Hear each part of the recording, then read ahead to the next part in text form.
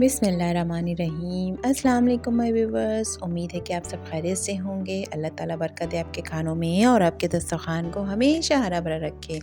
जी जनाब, तो आज मैं एक ऐसी चीज़ लेकर आई हूँ जिसको देखकर ही ऐसा लगता है कि इसको कट कैसे करें और इसको खाएं कैसे। तो आज मेरी अम्मी मेरे घर पर आई हुई थी, तो मैंने इस मौके से बहुत फ़ायदा उठाते हुए अम्मी से कहा कि अम्मी आप ये कट करके चकोतरे को और इसको छील कर दिखाएं और मैं अपने व्यूवर्स से ये पूरा तरीका स्टेप बाय स्टेप शेयर करूँगी। तो अम्मी की मदद से मैंने भी ये चकोतरे को कट करके और इसके सारे पीसेस को अलहदा करके आप लोगों से शेयर किया है। आप भी कमेंट्स में ज़रूर बताइएगा कि आप लोग भी अपनी अम्मी के साथ कौन सी चीज़ शेयर करते हैं और किस तरह से आपका काम आसान हो जाता है। तो मैंने अम्मी से कहा कि ये चकोतरा तो मेरे पास आ गया, लेकिन मुझे समझ नहीं आ रहा कि मैं इसे कैसे ओपन करूं, कैसे छीलूं ईज़ी वे में। तो अम्मी ने कहा लाओ मैं तुम्हें बताती हूँ। मेरे साथ साथ आप भी मेरी अम्मी के साथ साथ ये चकोतरे को या ग्रेप फ्रूट को ओपन करना, छीलना और अच्छी तरह से इसके रेशों को निकालना सीखें।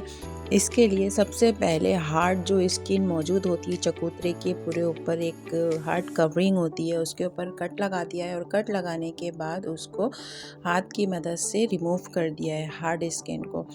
फिर इसके बाद हार्ड स्किन को जब हमने रिमूव कर दिया तो चकोतरे के पूरे ऊपर की साइड पर वाइट कलर की लेयर मौजूद होती है, स्किन मौजूद होती है। उस वाइट स्किन को भी निकालना ज़रूरी होता है, क्योंकि बाज़ औक़ात ऐसा होता है कि हम अगर स्किन के साथ ही कट करके खा रहे होते हैं तो उसकी जो कड़वाहट होती है वो मुंह में घुल जाती है और फिर हमें खाने में मज़ा नहीं आता।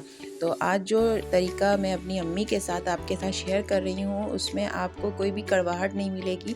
तो जो चकोतरे के ऊपर पूरी स्किन होती है उस पूरी स्किन को पहले रिमूव कर दिया है और फिर चकोतरे को 4 पीसेस में कट कर दिया है और फिर एक एक करके इसके पीसेस जो मौजूद होते हैं चकोतरे के अंदर या ग्रेप फ्रूट के अंदर, एक एक पीस को जब हम अपने हाथों की मदद से सेपरेट करेंगे, अलहदा करेंगे, तो जो इसकी हार्ड स्किन होती है वो खुद ब खुद निकलना स्टार्ट हो जाएगी और अंदर से जो गूदा या पल्प या फिर इसको रेशे कह सकते हैं, तो ये पल्प आसानी के साथ सेपरेट हो जाएगा स्किन से।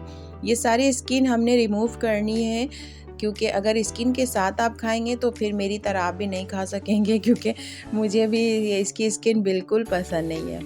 तो इस तरह से मैं अम्मी के साथ ही साथ लगी हुई थी, लेकिन पूरा काम अम्मी ने किया और मैं बस अम्मी को देख ही रही थी कि अम्मी किस तरह से ये इसकी स्किन को रिमूव कर रही हैं। तो माशाल्लाह अल्हम्दुलिल्लाह स्टेप बाय स्टेप पूरा तरीका अम्मी ने मुझसे भी शेयर किया और मैंने आप लोगों से भी शेयर किया है। तो ये देखिए, ये पूरी स्किन को रिमूव करके इसके गूदे को निकाल लेंगे अच्छी तरह से।